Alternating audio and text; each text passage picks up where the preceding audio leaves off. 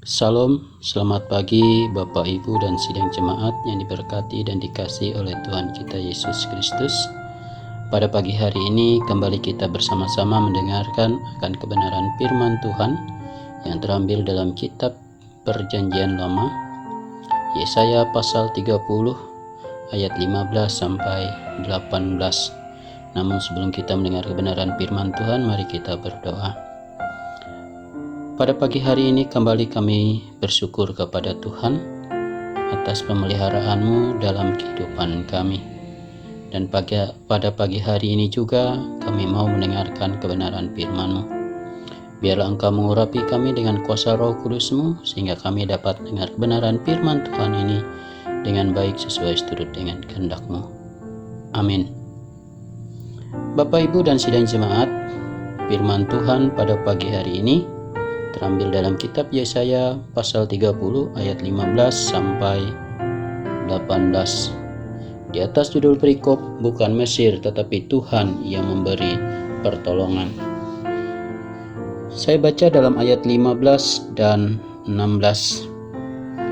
Sebab beginilah firman Tuhan Allah yang Maha Kudus, Allah Israel, dengan bertobat dan tinggal dalam kamu akan diselamatkan. Dalam tinggal tenang dan percaya terletak kekuatanmu. Tapi kamu enggan, kamu berkata, bukan kami mau naik kuda dan lari cepat, maka kamu akan lari dan lenyap. Katamu pula, kami mau mengendarai kuda tangkas, maka para pengejarmu akan lebih tangkas lagi. Bapak, Ibu, dan sidang jemaat yang diberkati dan dikasihi oleh Tuhan kita Yesus Kristus.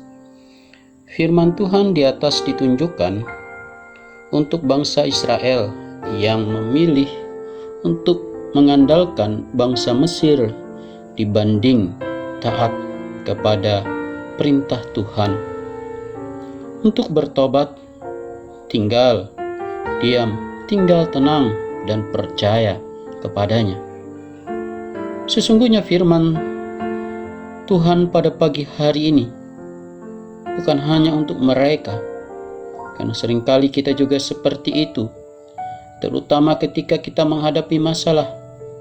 Kita panik, bingung, terburu-buru mencari solusi tanpa berdoa terlebih dahulu. Kita langsung menghubungi si A, si B untuk bertanya dan meminta bantuan. Atau kita langsung melakukan dengan C, D berdasarkan logika kita sendiri.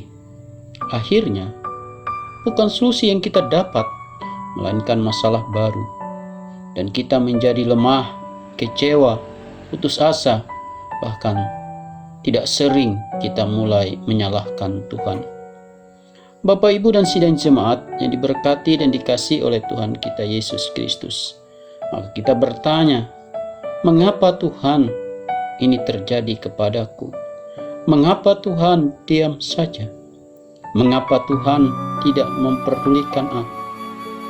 Memang paling mudah melimpahkan kesalahan kepada pihak lain ketika kita harus diperhadapkan dengan masalah. Padahal kita lupa bahwa kadang seringkali masalah itu terjadi karena kesalahan kita sendiri yang tidak mengandalkan Tuhan dalam proses penyelesaian. Bahkan kita tidak tenang dalam kita menghadapi setiap permasalahan.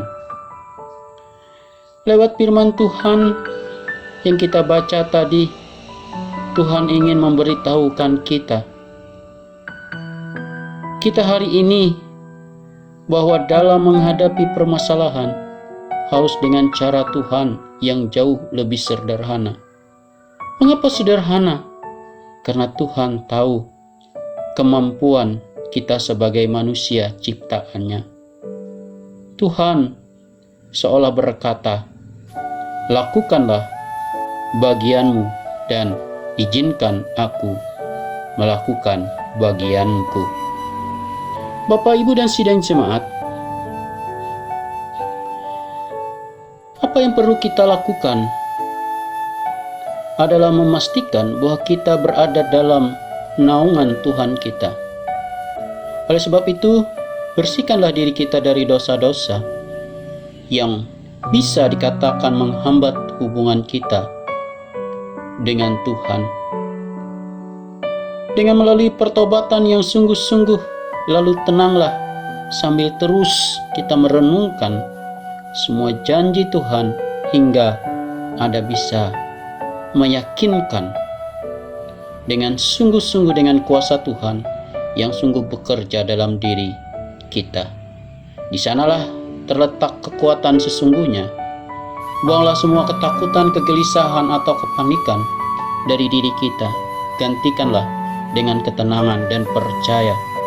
Mungkin sulit untuk melakukannya dengan kekuatan diri sendiri, tetapi ingatlah bahwa kita punya Roh Kudus yang sanggup menolong kehidupan kita. Hadapilah masalah dengan ketenangan dan percaya dan taat, dan menantikan saatnya Tuhan menghalau semua dan melepaskan kita dari masalah. Amin untuk firman Tuhan. Salam.